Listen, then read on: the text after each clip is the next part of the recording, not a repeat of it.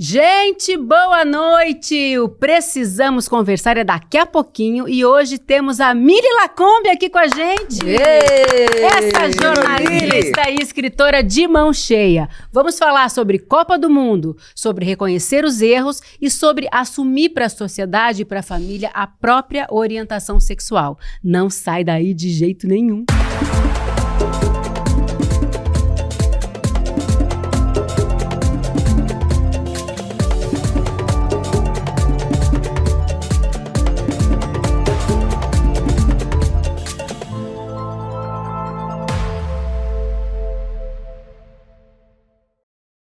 Bem-vindas e bem-vindos! Eu sou a Juliana Baroni e essas são minhas parceiras de bancada. É muito prazeroso estar aqui com elas sempre, gente. E hoje temos uma convidada muito especial com a gente, que é a Mili Lacombe! Aplausos, senhoras e senhores! Ela é escritora, jornalista, roteirista, corintiana... Mais alguma coisa? Roceira atualmente. Sapatão de sítio. Sapatão de sítio. A gente pode chamar sapatão de sapatão hoje em dia? Pode, como é que é? pode. Se tiver intimidade. Exatamente. Eu acho assim, quando a gente se autorrefere, é legal. Se você tem intimidade, é legal. Mas aí vem um homem e me chama de sapatão só pra ofender, aí não pode, tá bom? Muito prazer em ter você aqui. A gente queria isso há bastante tempo e ela chegou no momento ideal. Vocês já sabem por quê, né? Também quero apresentar a vocês, como se vocês já não conhecessem, nossas musas todas. Sara Zara, nossa filósofa das redes. Marita. Super estilosa. Hoje ela tá louríssima. Hoje de Paquita. Hoje ela veio de Paquita. E pré-candidata, tá, meu bem? Márcia Tiburi, nossa escritora. E também a nossa teacher. Que tá de folga hoje, né? Tô de folga. Hoje veio aí uma que escreve mais que eu, você viu? Hoje é um duelo. Quem tem mais livros publicados, vamos saber em seguida. E a cantora Açucena, que finalmente voltou de uma turnê pela Colômbia. Saudade também de vocês, viu? Vocês fazem falta na minha vida. Você na nossa. Mas bom que você voltou. Mas voltei com o axé colombiano pra cá. Uau! Dá pra sentir, querida. Queremos saber tudo no detalhe. Bom, então é o seguinte, você vai poder assistir também o Precisamos Conversar no Spotify, que está disponível agora, inclusive em vídeo. Gente, a Mili faz análises muito profundas de assuntos que vão do futebol ao amor. E sempre com a lente do feminismo, como ela mesma diz. Mili, você tem um relacionamento estável com o futebol? Não, é abusivo. Boa, já é um relacionamento abusivo, bem. eu tenho consciência dele, eu não consigo sair. E eu tento mudar o futebol, aquele erro que todos nós cometemos, né? Para que eu possa permanecer. Mas assim, todas as mulheres que trabalham com futebol vivem esse relacionamento abusivo com o jogo. E a gente vai aprofundar esse assunto hoje aqui para vocês. Porque para quem não sabe, Mili foi a primeira mulher a ser comentarista de futebol na TV. Tá lançando o livro A Terra é Redonda, junto com o jornalista Jamil Chad. Genial aqui do esse título, hein? Nosso amigo querido. E olha, é imperdível. Eu dei umas folheadas aqui, vou devorar esse livro ainda hoje. Mas olha, é imperdível porque tem uma mescla de futebol com política, com sensação. É um futebol sensorial também que vocês trazem, é muito lindo. Eu vou roubar uma citação, tá? Do livro. O futebol é vestir a camisa do time do coração após a derrota e dormir com ela. Nossa, que frase linda! Atualmente eu não tô conseguindo dormir com a camisa do Brasil, por exemplo, mas a do Corinthians dá. Super, né? Super. Fala mais sobre esse livro pra gente, Mili. Então, uma ideia do Jamil, na verdade. A gente ficava trocando uma ideia sobre futebol, Jamil e eu, né? E ele falou, Mili, porque também o Jamil, ele é indormível, né? Eu soube que o apelido dele é esse. tô aqui trazendo o apelido dele. E ele também escreve livros em série, né? Então ele falou, por que a gente não transforma essa nossa troca de mensagens em um livro? Serial writers. Exato. E a gente escreveu esse livro em 2 meses e meio, assim. A gente começou no começo desse ano, foi indo, acabou que a gente queria publicar antes da Copa e rolou. É uma troca de ideias. A gente não concorda com tudo. Ele defende a camisa amarela, por exemplo, eu defendo uma camisa vermelha para a seleção, mas a gente dialoga e é isso que é bonito sobre a vida. Não, e é tão lindo porque é uma troca de cartas, né? Apesar de ter sido por e-mail, mas é uma troca de cartas, coisa que não existe mais hoje em dia. Você parar e você ler, e você argumentar, e você responder. Eu achei bonito, assim, essa forma como vocês encontraram, né, de fazer esse debate. É imperdível esse livro, viu, gente? Então, bora falar do quê? De Copa! Não dá para não falar que essa será a Copa mais complexa de todos os tempos. Em uma época de fascismo, de extrema-direita pelo mundo, de guerra e com quem?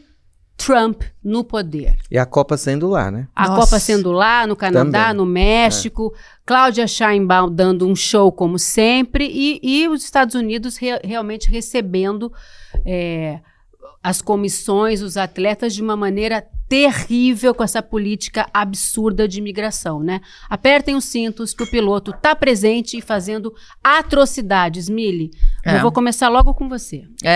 Então, o que aconteceu ontem, ou anteontem, um árbitro que fica na cabine do VAR, que é aquela cabine que analisa, né, os lances do campo, fez um gesto de supremacia branca. Não sei se vocês viram isso, né? Não há dúvida do que ele fez ali. Não resta a menor dúvida do que ele fez. A FIFA decidiu, foi perguntar, a FIFA falou, vou investigar. Qual foi a investigação da FIFA? Virar para ele e falou assim, meu querido, foi um gesto de supremacia branca? Ele falou, não, eu tô muito feliz de estar aqui. Ele não disse, imagina, de maneira nenhuma, eu não sou um nazista. Isso é repugnante. Não, ele muito calmo disse isso. E a FIFA falou, de boa então, cara, segue aí apitando. Cara, só que, mas aí a gente tem que comparar com o que a FIFA fez com o Haiti. Vocês viram o que a FIFA fez com o Haiti? Sim, também. Tirou da camisa do Haiti o ano de 1803, que é o ano da batalha, que os ex-escravizados venceram simplesmente o exército de Napoleão. É a única história contada num livro lindo que se chama Os Jacobinos Negros, de um povo que era escravizado, que tentou, o Napoleão e a França tentaram fazer com que eles voltassem a ser escravos, e eles disseram de maneira nenhuma. E tem a história da última batalha, que os soldados de Napoleão estão se preparando para lutar, e eles escutam os soldados haitianos cantando a Marselhesa. E eles pensam, contra quem que a gente está lutando? O que é isso que a gente veio fazer aqui? E a Ilha de São Domingos, na época, venceu essa batalha. Então, é um ano muito importante. Conta para o mundo que nós podemos vencer os mais fortes. E isso não pode ficar na camisa. Óbvio, né? Para o mundo liberal, capitalista, não pode. Então, a FIFA mandou tirar. Então, assim, luta antirracista não pode. Gesto de supremacia branca, tá tudo bem para a FIFA. Ou seja, como gostar de futebol... depois disso, como respeitar essa gente. Eu andei vendo aquela série bonitinha, aquela série do Brasil 70, que era tudo assim, a gente fica comparando, né?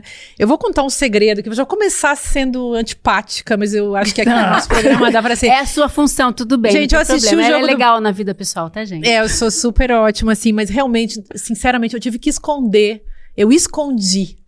Inclusive de quem estava assistindo comigo o jogo com o Marrocos, porque na hora que o Marrocos fez aquele gol, eu fiquei muito feliz. Nossa, e eu tive que esconder, aí eu fiquei assim...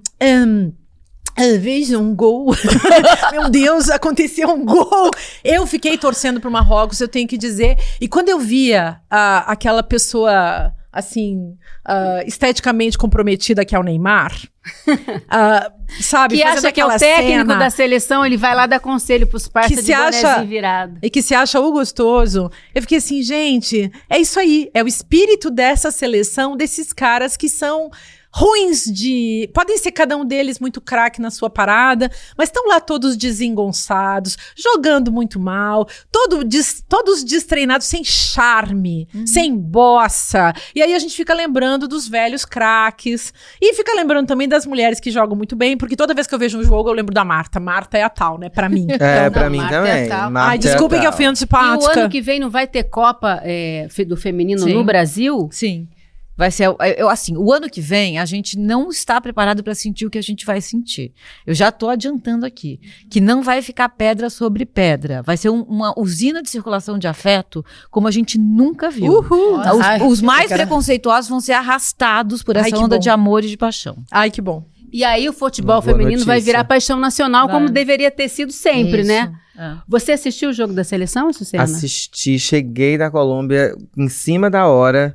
Tava muito cansada. Agora, você pra vibrou mim, com o gol do Vini? Vibrei muito. Foi um golaço, né? Não, na real, Vini, eu sim. sofro, porque eu fui criada numa família onde meu pai, ele é amante do futebol. Meu pai é de assistir Globo Esporte, de ler sobre futebol, ele é um flamenguista roxo de um avô botafoguense no sertão da Bahia.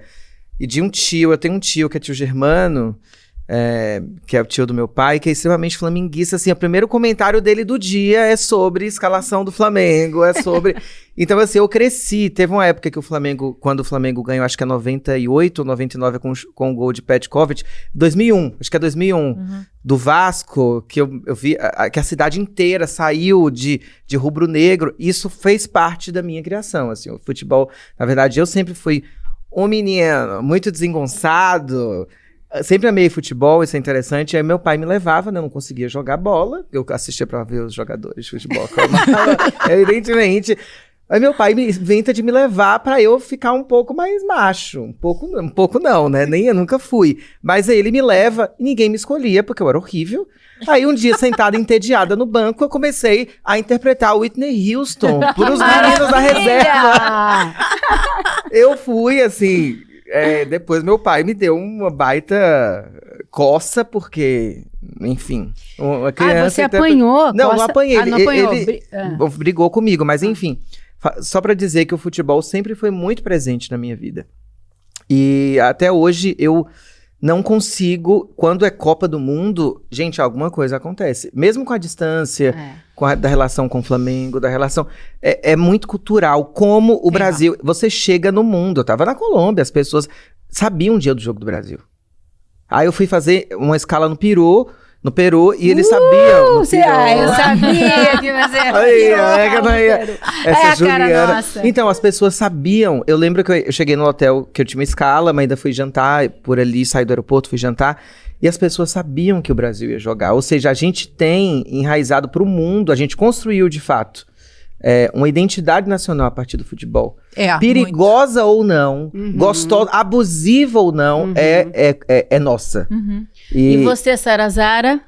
Me conte, você assistiu o jogo? Eu tinha que lavar a cozinha, eu tava com a cozinha muito suja. Tava ocupada. Não me diga. Mas você podia trazer alguma informação assim de bastidores. Comprei um maridão, que é um produto maravilhoso, que eu joguei no azulejo e ficou brilhando. É verdade? Que produto bom. Você chama maridão mesmo? Maridão, leva pro sítio, é bom. Tem o quê? Tem cloro ativo? É uma mistura de um monte de trem, que as coisas mistura dentro assim, taca, e você taca. Mas Sara, você não gosta de maridão? Você não gosta? Eu tenho preguiça de futebol, mas não é nem por causa do esporte, é porque o que ele virou. Eu lembro da Copa de 2000, foi em 2002 que ganhou? Foi. Que aí eu lembro que foi uma festa maravilhosa lá em BH, eu morava lá ainda, né? E aí o pessoal comemorou, o clima era outro, a gente se entregava pro futebol porque os jogadores incentivavam isso. Gente, eu não consigo de madrugada, Sara, de madrugada. Eu também não consigo. Eu não consigo separar quem tá jogando. Aí eu olho pra um, outro. E outra, essa Copa aí, pra mim não é nem sobre Copa do Mundo, é sobre todo mundo tinha que sair de lá. Era pra evitar, falar que toma, é WO que fala, né? Dá a taça para os Estados Unidos, fala, pode ficar, enfia na bunda essa taça e vem embora. Porque desde o dia que começaram a anunciar que o Trump estava proibindo uma galera de entrar, né, que não ia poder ir todo mundo. Eu falei, gente, mete o pé nisso aí, faz um negócio de rolemã, como é que faz? Cada país faz lá um negócio de rolemã, faz uma brincadeira. Eu acho que você tem razão, sabe? Tem mais um detalhe. Mesmo o Vini, tá? Fez um puta gol legal. Foi legal o gol dele. Tem uns caras até que jogam mais ou menos. Tem preguiça mas, assim, do Vini, cara, tem preguiça do povo todo. O cara tinha... Eu fiquei sabendo que ele fica fazendo propaganda de bet também. Aí, aliás, pelo amor de Deus... Segura que esse tema a gente vai aprofundar. Meu negócio não é nem as bets mais com os jogadores, que as bets pra mim já tá... Eu já tô conformada. É o formato que eles existem enquanto homens que me irrita, entendeu? E aí, como eu sei algumas coisinhas por fora, eu fico mais irritada. Aí eu fico pensando, mano, não é sobre a Copa, é sobre eles. Porque o ego é deles, entendeu? O nome é deles, não é Copa do Brasil, é Copa do Neymar. A pirraça que foi feita. Então, por mim, podia acabar com a Copa esse ano. Mas, olha, eu quero voltar pro jogo, porque nosso programa hoje a gente pode desperdiçar a presença ilustre de Mili Lacombe. Eu quero saber, e o Ancelotti, hein? O que você tá achando dele? Eu li uma coluna sua, que meu irmão Rui Fernando me mandou, ele me manda todas as colunas da Mili. Então, um beijo, Rui. Você também é o meu assistente, meu consultor para assuntos futebolísticos. Curador da Juliana. Por aqui. Mas eu li uma coluna sua muito boa, mas vamos meter o pau nesse Ancelotti. Vai. Então. O microfone é todo seu. Então, eu acho algumas coisas a respeito do Ancelotti. Porque, assim, o futebol é formador de identidade nacional. No Brasil, ele também forma subjetividades, né? Então, o futebol aqui, a gente pode gostar ou não, mas a gente precisa reconhecer a importância que ele tem para a formação da nação, né? Quando a gente olha para o futebol da maneira como a CBF olha, que é assim, é exclusivamente um negócio, e esse time precisa apenas ganhar, você deixa de usar o futebol como veículo de identidade nacional. Então, a gente em campo não é mais o Brasil. Ou é um Brasil que é o Brasil institucional, que é careta, covarde, conservador, racista, oligárquico. É assim que a gente existe hoje em campo, né? Quando nós éramos o Brasil das frestas, como diz Luiz Antônio Simas, que é o Brasil do carnaval, que é o Brasil do samba, que é o Brasil das benzedeiras, que é o Brasil dos Círios de Nazaré, que é o Brasil de Canudos, que é o Brasil do 2 de julho na Bahia, esse Brasil já foi para o campo. E a gente, mesmo no meio de uma ditadura, torceu para esse Brasil. Então, tática é política também. A maneira como a gente existe em campo é política. Tudo isso para chegar no Ancelotti. Quando a gente vai para uma escola tradicionalmente boa do futebol, que é a italiana, mas culturalmente oposta à nossa, porque é defensiva, é uma outra escola, e a gente absorve os métodos, a tática, a estratégia, a técnica do colonizador, que é o que a gente faz, acabou tudo. Não tem para onde ir daí.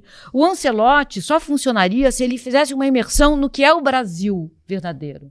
Ele não fez isso. Ai, ótimo isso. Ele cedeu. Só fez no carnaval quando ele deu aquele beijo triplo, aquela confusão toda. Só isso. Isso. E a propaganda de cerveja também tá. Ele tá fazendo várias... na conta dele. O fato dele levar o Neymar, gente, assim, o Neymar não tem condições físicas há 3 anos. O Neymar não tem condições técnicas há 3 anos. Ele não tem condições clínicas há alguns meses.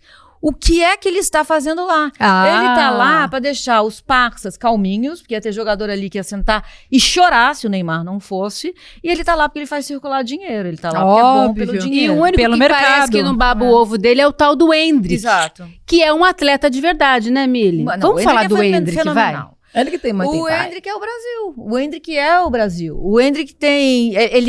Eu não sei se vocês viram, porque ontem vazou uma explicação do porquê que o Endrick não tá... Eu li isso? sobre ele. A explicação seria: o Ancelotti acha que ele é desobediente.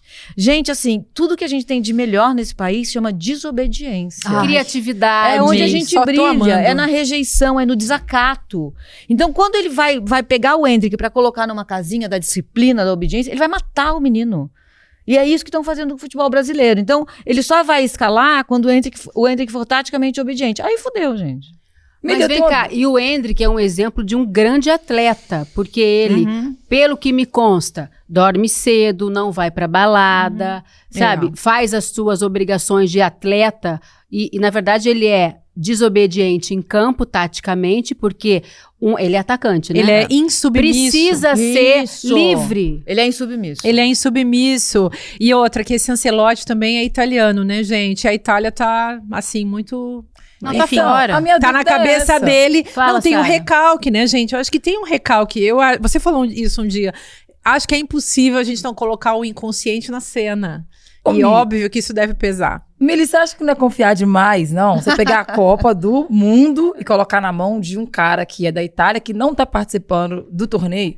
Não é muita confiança? Então, é que isso é comum em seleções. Tem outros treinadores de outros países, tem brasileiros que já dirigiram outras seleções. Mas sabe? aqui é Como o você Filipão, hexa, dirigiu ele tá Portugal, na frente, Então, entendeu? é que não dá pra tirar o inconsciente, eu concordo com isso, mas eu acho que eles são tão vaidosos que chega uma hora que quando ele tá ali, é meio, eu vou ganhar esse negócio aqui, custe o que custar, sabe? Não sei, assim, o que me incomoda mais é ser uma escola muito diferente, ele está negando a nossa cultura, está colocando em campo um Brasil covarde, um Brasil careta, um Brasil conservador. Lembra do Brasil do 7-1? Isso. Eu acho que Eu você acho vai que ser essa nova. seleção só me dá aquele cheiro de 7-1. É praticamente Daqui a a mesma. pouco vai rolar um 7-1. Vai rolar um 9-1 dessa vez, né? Já teve um 7-1 ontem ou anteontem, não foi? Curaçao. A Alemanha e Curaçao. Uma coisa que é interessante, vocês estão comentando, a Sara falou, né, de 2002, eu até lembrei da madrugada, que a gente acordava de madrugada, porque era no Japão e na Coreia, Sim. a Copa, pra ver o Ronaldinho Gaúcho, o Kaká, Cafu, Roberto Carlos, enfim.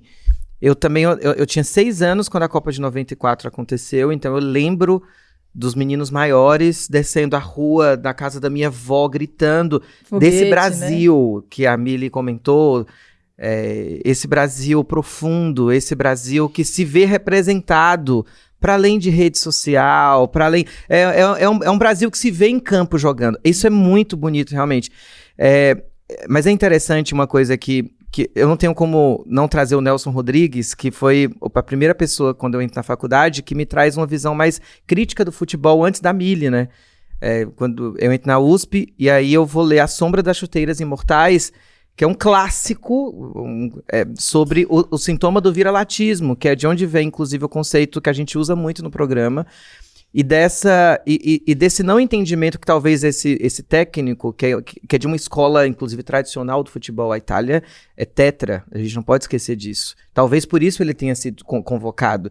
Mas é muito interessante que se entenda que ele vem de uma outra escola mesmo. É como se eu, sou da escola da MPB, chamasse, sei lá, alguém da escola da salsa, que é muito diferente de mim, e não compreendesse muito bem. Porque samba, eu estava na Colômbia, onde tem muita salsa, mas ou samba não ópera, é salsa. Que é mais distante ainda. Então, justamente, muito bem colocado. O da ópera, que é muito mais distante ainda. Então, quando a gente vai entender que o Brasil não se compreende ou não quer se compreender, na verdade as classes dominantes não nos compreendem. A gente já escolhe um técnico italiano ou um técnico europeu porque a gente já não se compreende enquanto um Brasil possível de uma autogerência, de um autogoverno, de um autorreferenciamento.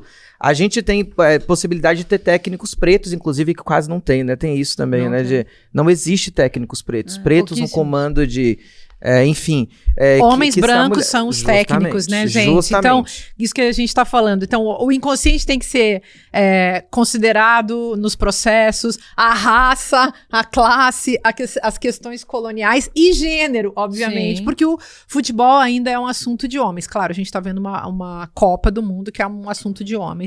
Eu acho, enfim, não sei qual é o nosso assunto na nossa pauta, mas eu acho sempre tão interessante também a gente poder falar das mulheres, e você falou que o ano que vem vamos ter esse momento assim, esfuziante, né, que a gente não está preparado para isso. Eu achei isso tão interessante, mas é interessante também a gente ver como é um espetáculo de homens, em que a gente assiste os homens, e claro, se você curte ver aqueles corpos masculinos, a beleza masculina, porque você fica ali, nossa, que pernas, nossa, que músculos, nossa, que barriga tanquinho. É o corpo atlético. Então, tem uma beleza nisso também, que eu acho interessante, sabe, a beleza, a gente poder avaliar a beleza do esporte. Então, mandei um vídeo pra Sara, falei, olha esse goleiro da Nigéria. O Maduca, que nem tá na Copa, tamanho desse né? homem. Ele viralizou. Ela já me veio com informações que já deixou de ser bonito.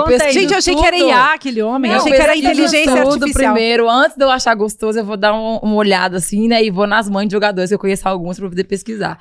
E aí, esse moço aí, o mais gostoso que tava rolando, que todo mundo tá querendo, rumores, tá? Supostamente, pra não falar que eu não vi com meus olhos, tem relatos de abandono paterno, né? De uma separação marcada por questão, assim, mais agressiva. Então, pra mim, já perde a gostosura toda. Eu milito até na delicência. Isso. Se não for assim, pra mim não desce. É um clássico, né, Mili?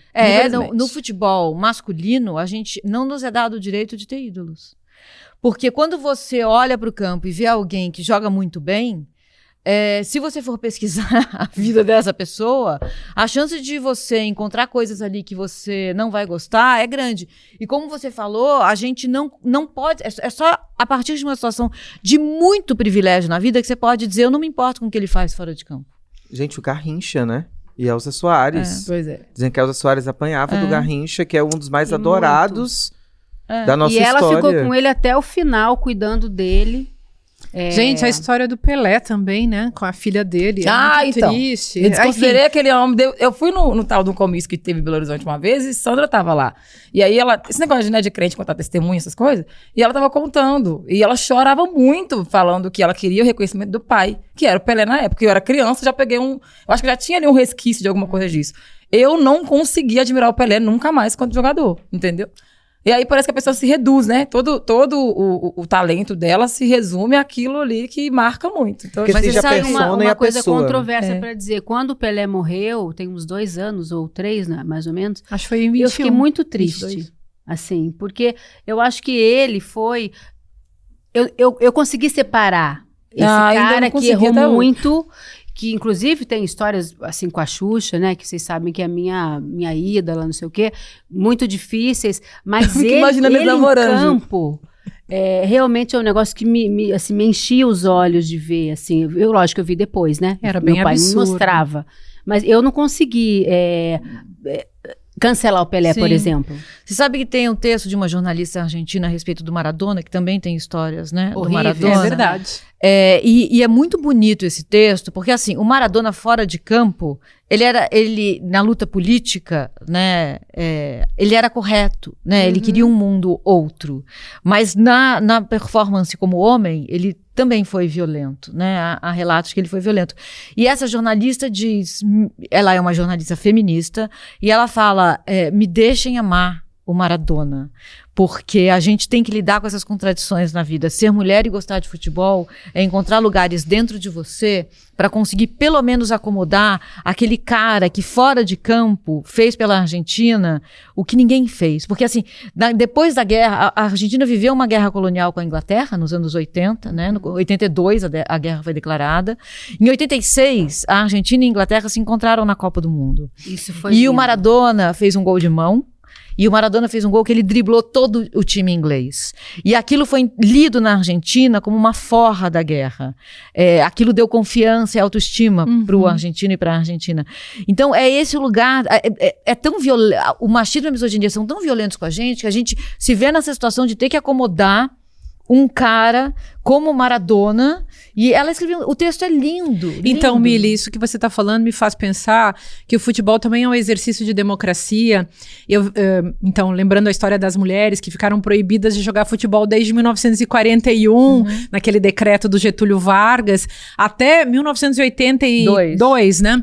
E aí o esporte passou a ser regulamentado de novo e deixou de ser proibido, né? E aí você vai pensando, as mulheres estão entrando no mundo de novo, entrando na vida pública, entram no futebol de novo. Claro que são dois mundos paralelos, o mundo dos homens e o mundo das mulheres no futebol, mas a gente está entrando, portas e caminhos estão se abrindo e as mulheres estão abrindo isso também no chute, né? Na briga. Como tudo, né? Isso. Como Nada tudo. é muito fácil. Então, e aí eu acho que uma coisa que é legal é a gente poder olhar para esses esportes, a gente tá falando aqui de futebol, e aprender que tem olhares, muitos olhares. O que você está falando podemos olhar pelos diversos caminhos. Esses homens, no final das contas, estão sendo homens numa cultura patriarcal, exercendo os seus privilégios, inclusive os privilégios que eles têm, porque são homens visados, desejados, idolatrados e tal. Vocês sabem que eu queria contar isso também, eu organizei um dossiê para a revista Cult, que é esse aqui da filosofia do futebol. Olha ela. E ela não gosta de futebol, diz que não entende. Então, mas aí, o que eu fui... A coisa do olhar. Do que eu fui falar? Eu fui falar, gente, de questões filosóficas, do futebol como metalinguagem. Uma coisa que sempre me intrigou é isso. Por que as pessoas que gostam de futebol, vivem dentro do futebol, acham que o futebol é autossuficiente, que quem não tem time, não torce, não sabe a escalação, não sabe nada de futebol. E eu li uma penca, tava contando pra Milha aqui, eu li todos os livros sobre futebol, inclusive eu não teria escrito Complexo de Vira-Lata sem ter lido todos os textos do Nelson Rodrigues e muitos outros relacionados a esse assunto. E aí, uma coisa que sempre me intrigou foi isso, né? Pensar o futebol como uma linguagem autossuficiente. E uma linguagem que é autorreferencial. Por isso, investigando isso, é que eu entendi que quem não tá dentro tá fora, que quem não tá dentro fazendo o jogo daquela linguagem não participa de jeito nenhum. E aí eu chamei uma galera pra escrever e chamei até o Raí, que fez um lindo texto sobre esse é todo certo. Esse é um cara legal. Mas chamei uma menina também que fala sobre mulheres e futebol, e tem muita literatura, muita gente na antropologia, na sociologia, no direito, um monte de gente olhando no campo da saúde, um monte de gente olhando para o futebol das mulheres e fazendo esse atravessamento de gênero que sem o qual não haverá futuro no mundo e nem no futebol. Já que você citou o Raí e que temos aqui uma corintiana ilustre, eu quero dar uma dica para vocês. Tem um documentário chamado Democracia em Preto e Branco, do nosso querido Pedro Asbeg, que está nas plataformas de streaming, talvez esteja ainda no Prime Video, que conta essa história da democracia corintiana que o Sócrates instituiu, né? E que, assim, se você não sabe o que é, vale a pena pesquisar, né, Mili? Sim. Você quer contar Vocês viram o prefeito de Nova York citando isso? Sócrates. Isso eu acho. A importância do futebol tá nessas histórias, sabe? O futebol não é sobre ganhar e perder, mas existe o núcleo duro do futebol que acha que são os resultadistas. O resultado é tudo. Futebol não é isso. Futebol é um campo, como a gente falou, de construção de subjetividades e circulação de afeto. Então, quando essa história do Corinthians chega ao prefeito de Nova York e ele fala dela para o mundo inteiro ouvir, isso o futebol vale muito mais do que um título mundial. Total. Isso vale muito mais do que um título Total. mundial, sabe? Eu acho que o futebol, ele podia ser um pouco mais punitivo, sabe? Porque, pra mim, hoje, eu vejo futebol brasileiro, por exemplo, como uma máscara ou como uma vestimenta de invisibilizar crime dentro do que o homem pratica dentro do futebol. Porque não é mais sobre o time, não é sobre o esporte. O goleiro Bruno, por exemplo, eu acho absurdo qualquer time de futebol que se considere um time mesmo, contratar um cara como o goleiro Bruno, que foi condenado por aquele tipo de crime. Não é mais sobre, goleiro Jô foi preso porque não pagou pensão alimentícia. Mas tem tem homens matando mulheres, tem homens estrupando mulheres, fazendo estupro coletivo e continua levando aquela idolatria o nome do time, sabe? Aí eu peguei uma birra, mais um ranço, uma gastura, porque eles se escondem lá dentro. Aí eles usam futebol pra defender esse cara. Os homens se unem pra defender o goleiro Bruno, porque ele é um goleiro, Bruno, entende? Aí eles colocam, atrela o futebol, atrela o time, atrela tudo, e o cara continua vivendo tranquilamente. Acho que eu peguei podia ter, sabe assim, praticou isso, foi condenado, acabou a carreira. Não tem mais jogo, não tem mais time, não tem mais contratação. Mas eu acho que ele fica muito aberto, sabe? Aí não... É que o futebol é a última fronteira em que o machismo vai morrer. Machismo e misoginia vão ter morrido em todos os lugares antes de morrer no futebol. Porque o que acontece é que esses caras se reúnem, é um clube muito fechado deles. A masculinidade, ela é narcísica, né? Então eles estão ali um pelo outro. E se apoiam, né? E se apoiam. E dentro desse clube, eles podem dizer eu te amo. Eles podem se abraçar, eles podem se beijar. Quando as mulheres entram, a gente começa a ver o que eles estão fazendo. E eles não suportam isso. Porque é o lugar em que eles podem ser vulneráveis. Em que eles podem dizer, eu gosto de você, cara, vamos comigo nesse lugar, eu tô triste, nosso time perdeu, vamos chorar. Quando a gente entra, a gente flagra. Na hora que a gente flagra, eles entendem o que está acontecendo. E eles não suportam isso. Eles se sentem emasculados, Emasculados. Né? Eles são Exato. diminuídos na sua virilidade, né? Exatamente. Então, a gente rompe com isso, estamos dando uma chance para eles se humanizarem, mas ainda é muito forte a broderagem. Então, eles precisam... A masculinidade, ela tem que se reproduzir todos os dias, né? Eles têm que renovar a carteirinha de homem todos os dias lá dentro. E com a gente lá, fica mais difícil, porque a gente está apontando o que a gente vê. Então, eles não toleram a gente lá dentro. E a gente vive isso até hoje. Vem cá, só se fala em Copa do Mundo, mas nós não podemos esquecer do mês de junho, que é o mês do orgulho LGBTQIAPN+. E a Mili é uma voz ativa na defesa dos direitos dessa comunidade. Ela teve o primeiro amor com outra mulher aos 16 anos, pelo que nós pesquisamos aqui. Esperou o pai morrer para contar para a mãe que era gay, ou sapatão, como ela mesma disse, isso. Atenção. Disse. Né? Ela disse. Ainda hoje, gente, não é fácil sair do armário, né? Eu ouço falar muitas histórias de pessoas que preconceitos acontecem dentro de casa, mesmo hoje, nessa geração atual de jovens, que, é claro, estão muito mais esclarecidas, que estão muito mais... Já se fala muito mais abertamente sobre essas questões, mas não em todos os lugares, né? Não é um assunto ainda resolvido para a nossa sociedade. Não. Por que você acha, Mili? Porque a gente tem que falar da questão de gênero também aí dentro e dessa ideia do que é família, né? Porque a ideia do que é família, ela é central para a manutenção de uma sociedade heteropatriarcal autoritária, né? A família reproduz hierarquias. Então a gente é ensinadas desde pequenas a entender que quem manda é o homem, a mulher obedece e os filhos reproduzem heterossexualidade.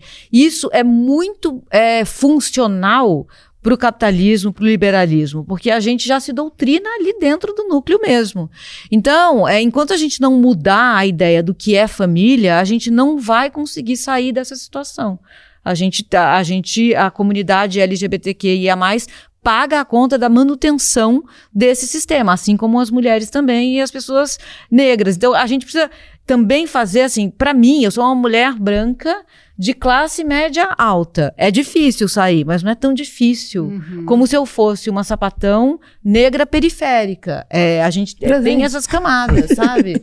Então, você é pan, né? Você sabe que ela se autodeclara pansexual. Eu sou o mais da legenda. Não, ela é o tudo. Você é o futuro da humanidade. Ou não também, né? Porque dependendo do que for. É o futuro. Vamos Sucena, ser com a palavra otimistas. Sucena, vai. Fala um pouco mais sobre... Como é que foi quando você teve essa conversa com seus pais? Cara, trazendo a Mili, né, a fala dela sobre a família, eu me lembro que quando eu começo a me compreender, na verdade, já me compreendia, mas esse desabrochar para o mundo, o primeiro monstro que eu encontrei nessa odisseia da transição foi a família. E a quebra dessa fidelidade, porque existe um cordão umbilical que precisa estar na nossa cabeça mantido, e é como se eu estivesse traindo todas as expectativas genitais lançadas sobre mim. Eu tenho desde 2017, estou tentando escrever um livro que eu nunca consegui terminar, que é uma autoficção, na real, sobre a literatura eu vou até contar um pouquinho de uma... Claro, é autoficção porque tem muito de mim e tem muito que eu inventei ali. Então, de uma pessoa que ao transicionar, se vê nascer. Mas há de ter, assim, tanta coragem, tanta força fundida de dentro para se colocar no mundo sem o colo necessário para se criar amada, porque agora eu vou nascer só, sem o colo de manhinha, sem o colo de painho. Então, assim, e esse só, ele é muito cruel, porque é só que a gente fica e sai do armário. No início, não é todo mundo que tem a sorte, pelo contrário, a minoria que tem a sorte de sair do armário com o colo para se criar amada e amado, porque essa ideia, mas aí a gente vai inventar a nossa família. Quem vai ser essa nova família desse processo? Eu tive a sorte de estar numa universidade pública, onde muitas discussões políticas estavam acontecendo, onde o feminismo me abraçou e me chamou pelo nome, onde o feminismo me deu calcinhas, onde o feminismo me deu maquiagens, batons, me deu elementos, assim, de conexão com o signo do feminino, e fui abraçada pelas minhas amigas feministas, e foi muito importante esse abraço, porque de repente você não tá louca, de repente eu não sou um pecado ambulante, porque essa ideia do pecado ambulante, da anomalia e anomia, né? Anomia é quem sai da norma. E anomalia é o tratamento que a gente recebe dos familiares. Tem gente da minha família que até hoje não me chama pelo meu nome. Nossa! E aí, insiste no nome antigo. E aí você tem que dar aquela ignorada e não se aproxima mais. Eu tenho tias que me corrige? defendem. E você não, eu nem faço. Não? Eu deixo. Eu tenho tias que já falam assim: você não aprendeu ainda? Então, deixo meus tios, meus sobrinhos. Eu ignoro. Como as pessoas são autoritárias, né, gente? E essas pessoas autoritárias é que fazem a família virar uma ideologia, que é o familismo, que é isso que a gente está denunciando aqui. Tem muitas maneiras. A família também tem que ser uma instituição democrática. Há muitas maneiras de constituir família, de fazer família, não necessariamente a família do patriarcado heterossexual reprodutiva do casalzinho branco com seu filho, casalzinho branco na pirâmide da injustiça sexual que a gente já conhece. Antes de passar para a Mili, eu quero só fazer dar mais uma dica para você que está começando agora a se letrar no feminismo. Quando eu comecei a fazer esse programa ano passado, eu comecei por 2 caminhos. O livro da Márcia Tiburi, Feminismo em Comum, e esse da Mili Lacombe com a Paola Lins de Oliveira, que é um livro muito didático, muito fácil de ler e, assim, com muito material importante para você entender o que é o feminismo. E é um livro fácil, é gostoso de ler, então me ajudou muito no meu letramento, que ainda está em curso, de né? todas nós. De todas nós. De todas nós. Mas vamos eu quero falar com ler. você, eu escutei você falando no podcast da Tati Bernardi, como é que você contou para sua mãe, em que momento da tua vida, e como você contou para sua mãe que você era gay. Você pode reproduzir essa história pra gente? Claro. Meu pai, eu nunca senti necessidade de falar, porque a gente sempre teve uma relação muito afetuosa. Eu nunca precisei fingir alguma coisa que eu não era na frente dele. Saía eu, ele e a minha namorada, e a gente ia jantar, e tava tudo bem. Meu pai sempre me tratou como um sujeito pleno, desde sempre, sabe? Eu não era menina, eu não era menino. Eu era alguém que ele respeitava como sujeito. Que maravilhoso. É maravilhoso, assim. Lindo. E é uma história bem também dessas Raro, contradições. aliás. É Muito raríssimo, raro. é raríssimo. Durante muito tempo eu falava assim, meu pai foi um homem perfeito. Ele morreu no ano 2000, e eu falava, meu pai foi um homem perfeito, sabe? Ele fez eu acreditar em mim desde sempre, ao contrário da minha mãe, que sempre me minou. E há pouco tempo minha mãe me mostrou uns cadernos que ela escrevia quando eu era adolescente, e eu descobri um outro homem. Eu descobri um marido. Um marido violento. Ui. Não violento fisicamente, assim, mas um marido que nunca deixou ela trabalhar fora de casa e dizia coisas do tipo, cadê a nota fiscal do supermercado? Cadê o troco? Sabe? E quando eu li isso, eu tive que me reconciliar com aquele homem que pra mim era perfeito, e tive que me reconciliar com aquela mulher, que pra mim foi, na minha adolescência, ela tinha sido monstruosa. Por que ela foi daquele jeito? Quem era meu pai, quem era minha mãe? Isso aconteceu agora, gente. Nossa, Isso aconteceu Nossa, a agora. vida é muito bonita, né?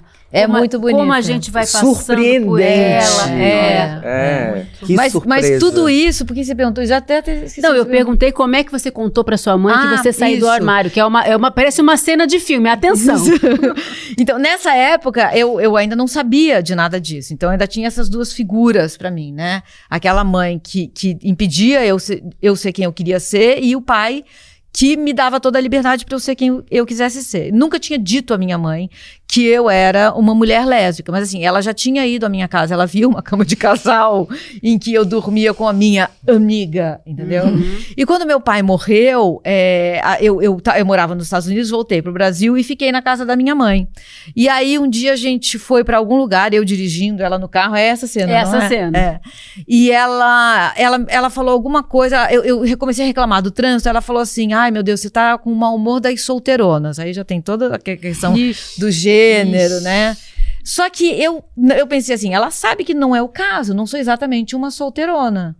Aí eu pensei comigo, se ela falar mais uma vez, eu vou realmente agora no meio da Santo Amaro, parada, eu vou dizer o que eu sou. E aí ela falou de novo e eu não consegui dizer. Aí na terceira vez eu falei, mãe, você sabe que eu não sou solteirona, você sabe que eu sou uma mulher lésbica. Falei, eu acho assim, eu sou gay. Ela olhou pra mim, olhou pra rua, abriu a porta e saiu andando. Saiu andando no meio dos carros. Ela não voltou. E ela ficou sumida por 6 horas.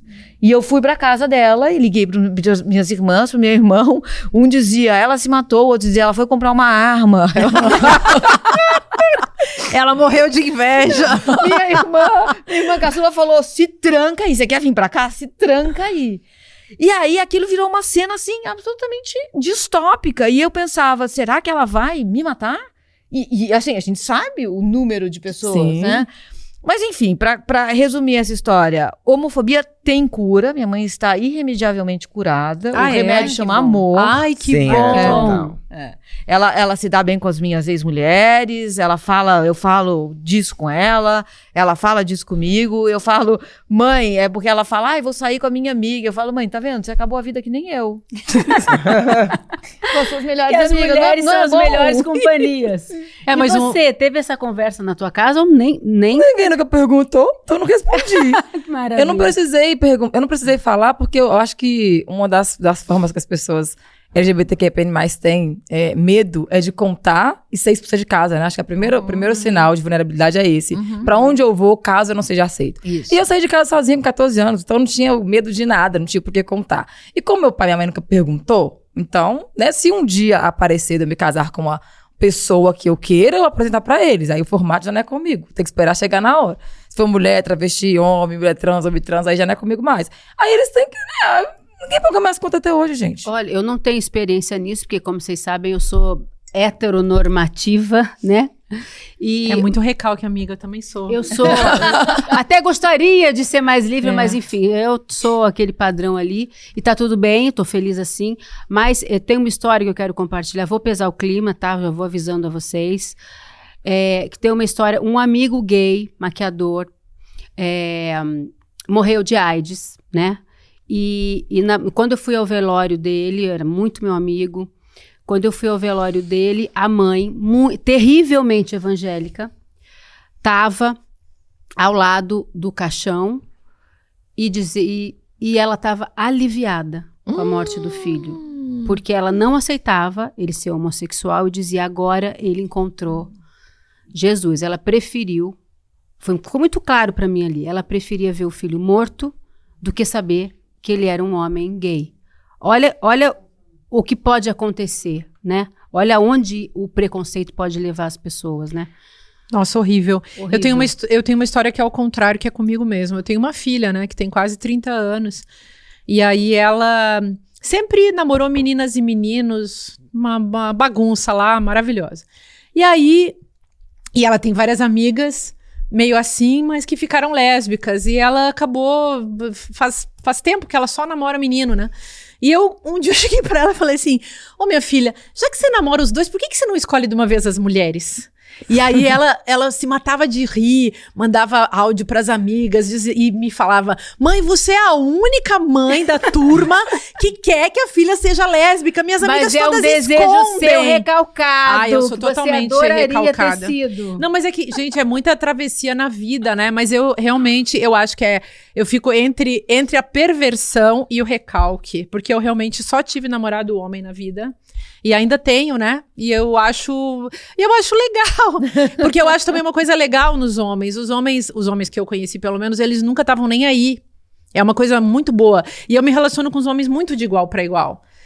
Então, assim, eles me deixam em paz, porque um homem nunca quer saber muito. Os homens que eu gosto são aqueles que estão na vida deles, né? E eu fico na minha vida. Então, dá tudo certo. Eu acho que as mulheres são muito afetuosas, muito. Eu acho que eu teria dificuldade, uma mulher muito colante, não, sabe? Outra coisa que eu percebo nas minhas amigas socorro. gays é que todas terminam e depois ficam amigas. Isso, é um negócio é um rebuceteio. legal. Isso é muito legal. Rebuceteio. A gente até deu um nome. É o rebuceteio. Isso é maravilhoso, bom. eu amo. Aí indica, Não, né? Tipo assim, olha, aquela Casa minha ex, mas ela é rápido. legal. Bom, por falar nisso, o seu livro O Ano em que Morri em Nova York, é seu primeiro romance com viés autobiográfico, a protagonista vai do paraíso ao inferno em poucas páginas, porque desconfia que tenha sido traída pelo amor de sua vida.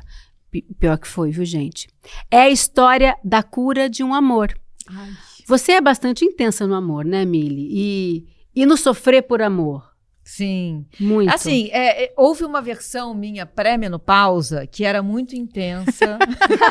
Opa, gostamos muito desse assunto. Era muito É nóis. intensa e sofria demais e achava que eu jamais conseguiria levar a vida sozinha. Até porque é canceriana, como você nos Isso, contou. Exato. Mas a minha versão pós-menopausa, gente, ela é maravilhosa. Ela é autossuficiente. Quer dizer, ninguém é, né, na verdade, assim. Mas eu amo agora estar sozinha, ficar sozinha. Não estou num relacionamento. Me dou muito. Vamos abrir um edital. Vamos ver se ela quer, calma. Meu rebuceteio, ele me sustenta, ele é a minha família. E o meu irmão também, eu tenho 2 irmãs, minha mãe tá viva, mas assim, a minha família é o meu rebuceteio também. E eu sou feliz assim, a minha versão pós-menopausa, ela olha pra minha versão pré-menopausa e fala, amiga, por que tanto drama, sabe? Pra que tanto sofrimento, se no céu ao lento deslizar da noite? E pra vocês, meninas, como é que é?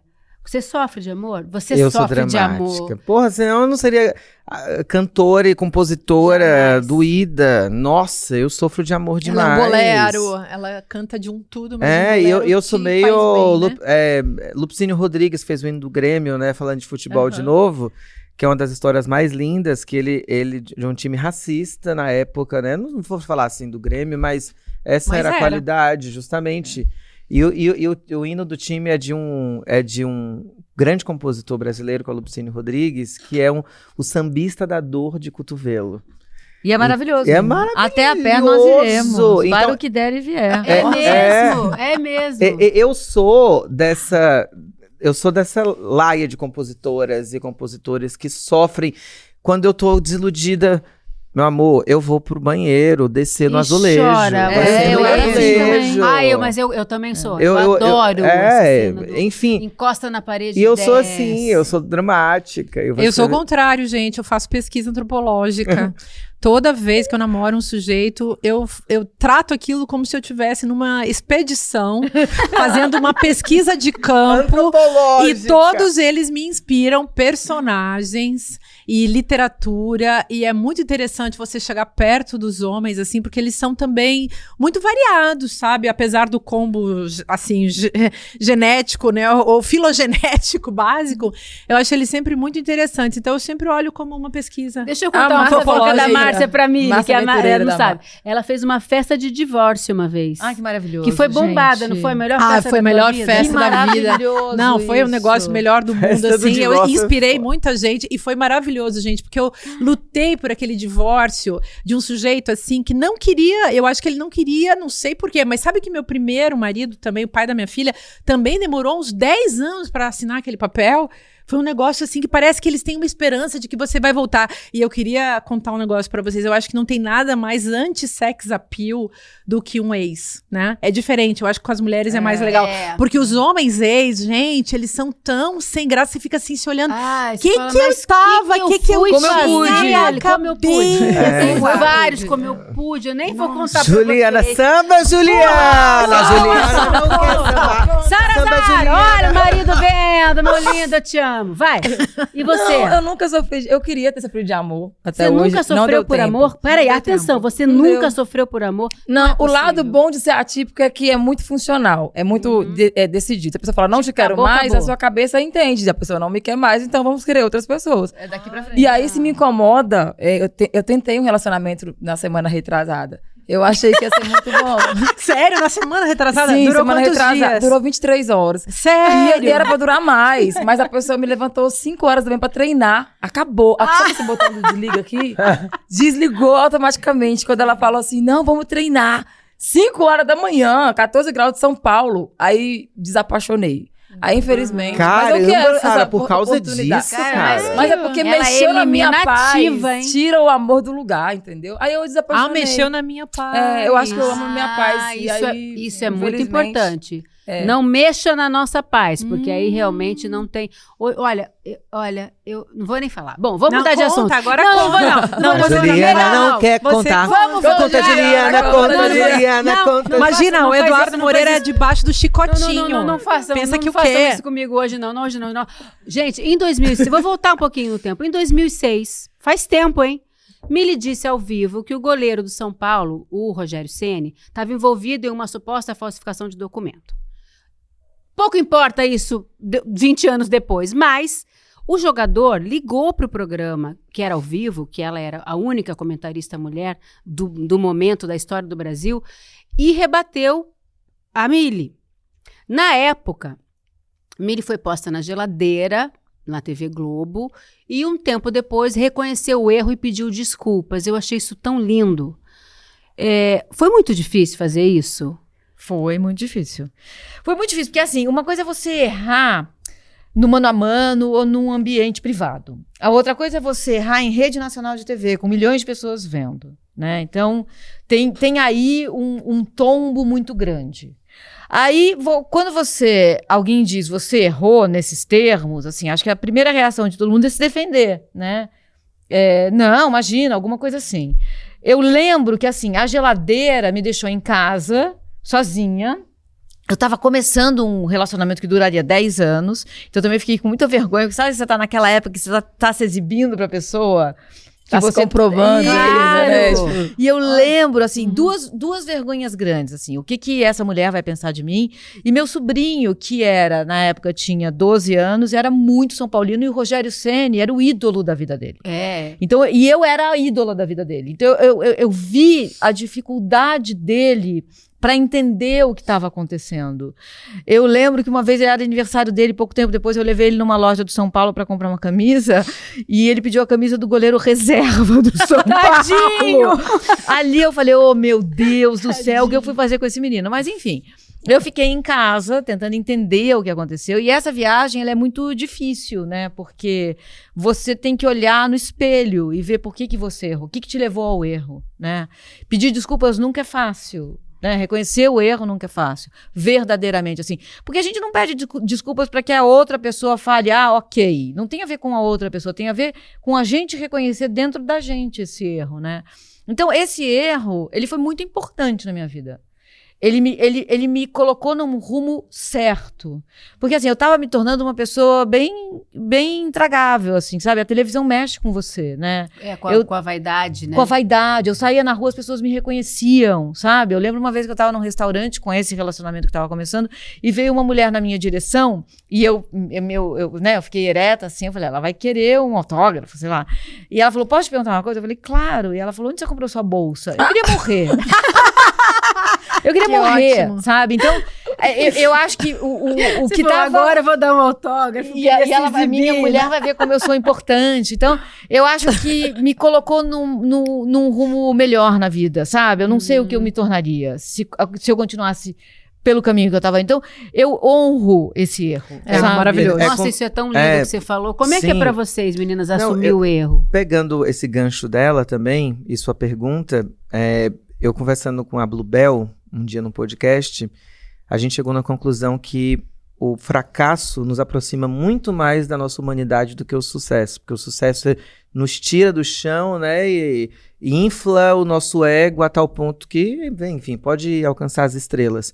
Mas quando a gente está no fracasso, a gente se encontra com nossa própria vulnerabilidade, e isso é muito incrível. Para mim, lidar com o erro é importantíssimo. Eu fui aprendendo desde muito criança, assim, meus pais sempre foram muito bons educadores nesse sentido. E não só comigo, de ter empatia comigo, como com as pessoas, porque geralmente, ainda mais eu, que era uma criança, um menino super afeminado, que não era nunca aceito nas rodinhas, que nunca fui bom em nenhum esporte. Ainda bem que eu encontrei a música como refúgio. Na escola eu tinha uma dificuldade enorme de me concentrar na escola, eu acho que por todas essas pressões, essas questões que me afligiam muito. Mas conversando com uma amiga, né, puxando a história do erro, para mim o erro é fundamental. Não existe crescimento sem erro, não existe formação de consciência sociopolítica, crítica sem o erro. O erro é própria da nossa formação, inclusive das nossas positividades. E aí, sempre lembro desse papo com a Ana Treia, que é uma musicista fenomenal, que hoje mora na Espanha. Ela fala assim, que os homens têm o mérito de errar e eles se apoiam no erro. As mulheres não podem errar. E ela, como musicista, ela sentiu muito que quando o cara erra na música, o outro cara já bate assim na rodinha. Aqui passa, vem cá, faz isso aqui. Se uma mulher erra, é porque ela é mulher, ela errou. Então, assim, ambientes extremamente machistas como o futebol, e todos os ambientes são extremamente machistas, né, na real. A televisão, enfim, quem domina a maioria da TV, quem domina o backstage da música, quem domina são homens, então mulheres não podem errar na música. E ela me deu uma lição muito linda quando ela falou que a gente precisa aprender a acolher os erros das nossas irmãs. Acolher os erros das nossas iguais como um processo de construção mesmo, de nossa beleza. Por exemplo, as mulheres no futebol, é importante que se diga, taticamente ou tecnicamente, como as mulheres no carro. Os homens podem errar no carro, mulheres não. As mulheres não podem errar no futebol, os homens estão errando o tempo inteiro no futebol. Só que os homens, desde criança, desde pequenininhos, eles são incentivados, eles são, qual que é o nome? Quando você coloca dinheiro, quando você... Eles têm tudo. Eles são Mas eu acho que esse caso específico que aconteceu com a Milly, essa história, ela se perpetua há 20 anos justamente por ela ser uma mulher.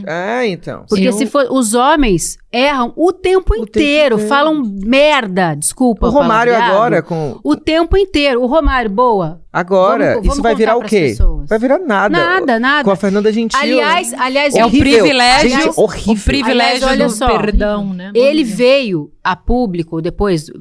falar sobre esse assunto, e ele fala o seguinte: não, eu acho que a Fernanda Gentil, ela é uma das 10 comentaristas que mais entendem de futebol, isso foi coisa da imprensa, a imprensa que aumentou essa história, mas ele não pediu desculpas. Não. Os homens têm o privilégio... Você pediu desculpas pro Rogério Ceni. Eu não cheguei a pedir desculpas pra... A gente se encontrou numa audiência conciliatória, porque teve um processo, né? Nossa, então... teve tudo? Teve. Ele ficou ofendidinho. O povo ofende, homem ofendido, entendeu? Nossa. Também. Mas pedir desculpas é uma coisa que é extremamente importante e difícil. Reconhecer o próprio erro é o primeiro passo. O segundo passo é pedir desculpas. Eu acho isso lindo, mas tem que botar na conta também que os homens têm esse privilégio do perdão, o direito do perdão já é antecipado. E as mulheres, e na contramão, as mulheres são culpabilizadas antes. Então, quando uma mulher comete um erro, o erro dela é turbinado. E um homem, quando comete um erro, o erro dele é amenizado. Então, já tem esse cálculo aí que faz parte da ginecropolítica do nosso sistema. Aí eu queria dizer uma coisa horrível pra vocês. Eu sou uma pessoa horrível, porque eu sou uma pessoa sempre já desarrependida. Eu, desde menina, sou uma pessoa desarrependida. Eu sempre fui fazendo do meu jeito. E eu sei que eu fui errando, mas assim, eu pratiquei um negócio que eu chamo de filosofia da vaca. Que, aliás, como dizia o Nietzsche... Na genealogia da moral, é muito melhor você ser uma vaca do que um homem moderno. E a filosofia da vaca diz: cagando e andando. Que maravilha! Não, gente, porque eu vou assim... até anotar essa aqui, ó. Eu sempre fui assim, eu já errei 500 mil vezes, mas eu nunca acho que ninguém é tão morreu, grave. Ninguém matou, né? Não matei, não estuprei, não espanquei, não ofendi. Posso ter chamado alguém de feio, alguém de chato, posso, sei lá. Mas assim, de boas, as pessoas também me chamaram, já me disseram cada coisa. Estamos, como dizem, kits. E eu, tipo assim, nunca... processei certos vagabundos que encheram a minha paciência e eu já fui processada por vários vagabundos que encheram a minha paciência. Porque então eles se ofendem homens, a moral, né, masculina. Quando eles não têm ofendida. nenhuma, aliás, né? Então a gente tem um negócio chamado liberdade de expressão na nossa Constituição que deve ser usado a favor da democracia e não da mistificação desses vagabundos todos. Mas acho legal a gente pensar nisso, né? Amor ao fracasso é um negócio lindo. Sara escreveu um livro chamado Uma Fuga Perfeita Sem Volta. E lá eu tinha que zoar. Um monte também, eu tinha que zoar. É Guerra dos Livros. E lá não escreve mais, minha gente. E lá no tal do livro tinha um negócio chamado é um romance chamado Sociedade dos Amigos do Fracasso. A pessoa, para ser aceita, ela tinha que chegar e contar, assim, um fracasso daqueles que dá vergonha. Não podia ser uma coisinha qualquer. Tinha que ser um negócio, assim, que a pessoa realmente ficasse com mal da cabeça, 20 anos de análise, fosse se confessar no padre, fosse pedir perdão de joelhos e algo do tipo. Só que é isso, né? Gênero, raça, classe. Se atravessa esse negócio todo. Esses caras, por exemplo, que estão aí destruindo o planeta... tinham que estar pedindo desculpas para todo mundo. Aliás, eles deviam sair do planeta, deviam ir com Elon Musk para alguma estação espacial e nos deixar em paz. O trilhardário do pedaço e as pessoas comemorando. Deixa eu contar para vocês. Se alguém é trilhardário, alguém tá ficando mais pobre. Esse alguém é você, meu amor. Então aplaude mesmo. É isso aí. Sem contar que o trilhardário fez a saudação nazista na posse do Trump, né? Além disso, mas aí não nos fizesse, ia ser até esqueçamos. esquisito se não fizesse. Já era de se esperar. Pois é, esses caras estão aí. Ô, Sara, só faltou se dando você bem. responder. Você pede desculpas? Eu ando com a camiseta branca na mochila já. Quem me conhece a onda sabe como da é que é. internet hoje é pôr a camisetinha e o rabo de cavalo, né? Eu boto a Sem peruca no maquiagem. negócio. Aí eu peço desculpa. Debaixo do chuveiro de preferência. Esse dia eu tive que pedir desculpa pra uns machos que eu falei um negócio no vídeo, eles eram me xingando. E aí eu falei, cara, tá bom, eu pedi desculpa, mas eu tava sem tempo. Aí debaixo do chuveiro eu fiz um vídeo, tomaram banho, que eu tô aqui tudo. Falei, o tempo que eu tenho o que você faz de mal pra precisar pedir desculpa? Eu existo, sabe? Márcia. Eu existo. E eles não gostam que cutucam E vai existir né? cada vez mais, porque ela é pré-candidata a deputada federal. Deus me ajude. Deus te ajude, a mulherada Inclusive, também. que as Deus deusas aí, te eu acho que a protejam. Fernanda Gentil, quando o tal do Romário falou com ela podia falar assim, mas você tá falando comigo enquanto jogador ou senador? Porque era pra você estar lá, né? Trabalhando, você tá aqui discutindo copo. Porque, gente, ele não tá de licença, tá? Tem um monte de Eu gente achei que ele tava. Ele não tá de licença, tá lá fazendo bubiça e trabalhando peraí, no horário de ele serviço. senador pode, ele não tá de Não. licença, ele ganha 46 mil fora os penduricalhos e tá tá lá ganhando na uma grana da Copa. Casé Tá TV. E ainda dando terra nos outros. Com certeza. Hoje eu fosse o Fernando ia questionar, falar assim, mas é enquanto senador ou enquanto jogador? Porque, Mas né, temos duas funções aqui. O E foi machismo, grande ele é jogador. tão perverso que coube a ela fazer o gerenciamento da situação. Porque foram perguntar pra ela e ela falou, não, gente, eu não peguei isso no meu coração. Ele não quis dizer isso. Porque se ela fala o contrário, o que acontece com ela? Ela ia ser- Cancelada. Cancelada, não, e ele é muito mimimi. grande. Mas o ele- Romário, Ah, mas ela né? falou assim, Ele não, é um chegou no jogador- coração porque ele não conseguiu, é muito pequeno. Não vou nem falar. Deixa eu Não, falar uma ele outra sempre coisa. foi muito Até arrogante. arranjar Jamais mais meu a ver com inimigo, futebol, tem não, a ver chega. com NBA. É o Rômulo e o outro que eu esqueci o nome, que narram a NBA, fizeram uma brincadeira com uma colega de trabalho deles, a Alana, que é uma mulher lindíssima, que entende muito de basquete, e fizeram uma brincadeira machista, misógina com elas, e eles são da mesma equipe de trabalho. E o que aconteceu? Você ficou na geladeira um tempão. O que aconteceu com ele, com os dois? Ficaram suspensos por um jogo só. Um jogo. E mais nada, e tá tudo bem, né? Olha a diferença de tratamento. E é esse machismo da voz doce, né? Que foi o que o Romário fez, porque ele estava falando com uma voz muito doce, Sim. muito educado, então tem a passabilidade da violência. Passivo uma- agressivo, né? O passivo-agressivo e o machismo que se veste de piada, né? Que tirou pra merda a colega de trabalho. Ah, gente, tudo bem, a gente fica aqui um jogo fora e volta. É falta da Leila pegar o dinheiro que ela tem, que é muito, e criar um universo de esporte só de mulheres e tirar esse povo todinho, inclusive a grana. Mas você Rapidinho, sabe que a sossegar. Leila, ela andou fazendo uma polêmica, o pessoal tá puto com ela, porque quem tá devendo pensão não entra no jogo do 35 Palmeiras. homens foram presos no estádio. Leila, olha, Parceria parabéns com pra o Palmeiras. você. Tinha que Super ser quem? Leila. Ó, tinha que ser quem? Uma mulher. Por que não colocou a sempre. Leila como técnica do A coragem da é Copa do Mundo e a feminina, Marta? galera. Peraí, A que uma coragem coisa é é uma feminina. coisa, outra coisa é outra coisa. Gente, eu não acredito que o programa acabou. Acabou. Ah, foi muito bom o programa hoje. Mili, muito obrigada pela sua ilustre presença.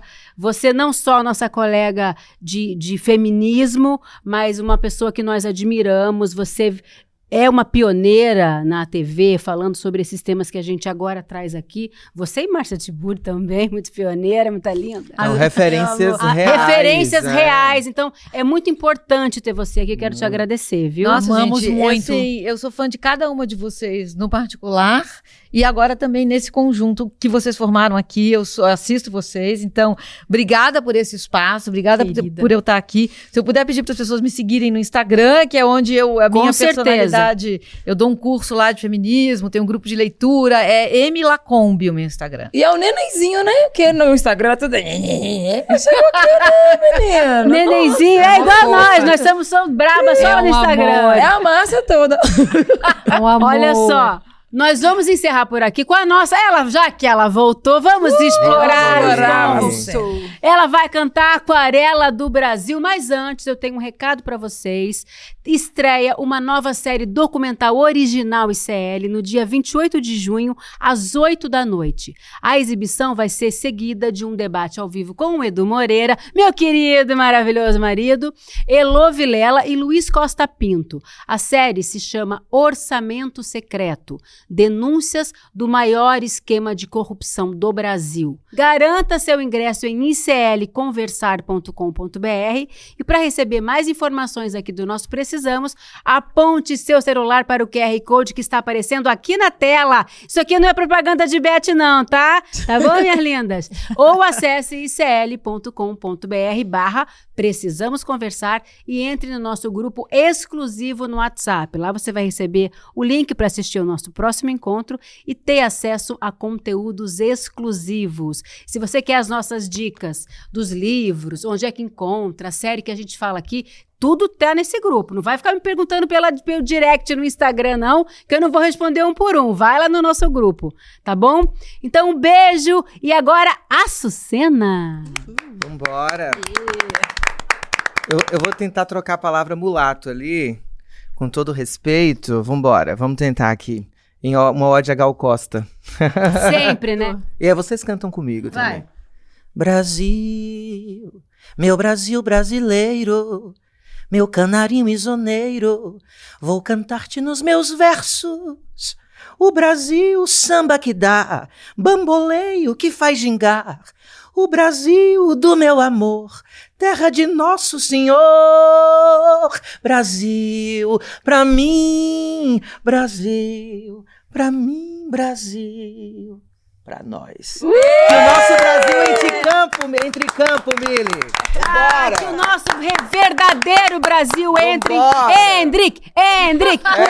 Um beijo. Até semana que vem.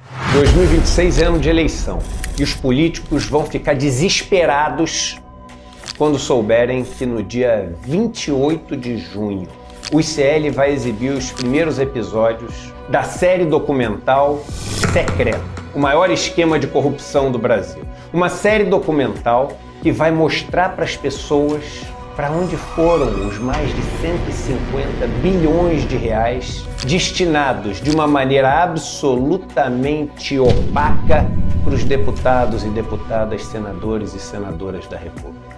O que vocês vão ver não é nada menos do que uma bomba, com certeza.